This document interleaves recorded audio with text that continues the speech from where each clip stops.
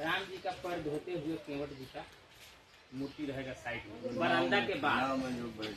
और हाँ, और पीछे जो है बरामदा के पीछे नाव बनेगा, उस नाव में राम लक्ष्मण सीता जी और केवट लेते हुए, और वो गंगा जल उसी घाट पर से आएगा।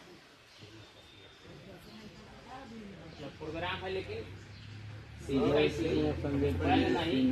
हम लोग चाह रहे हैं कि न्यू पड़ गया तो थोड़ा सा कम से कम ये फर्स्ट बार में राम जी का और निषाद जी का गला मिला हुआ, ताकि लोग पूजा पाठ करना शुरू कर दे। बाहर में से होगा इस तरह से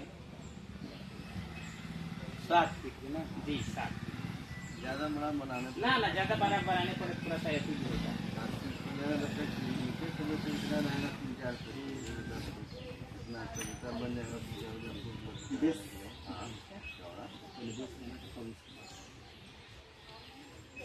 खाली ऊपर सीखिए हुए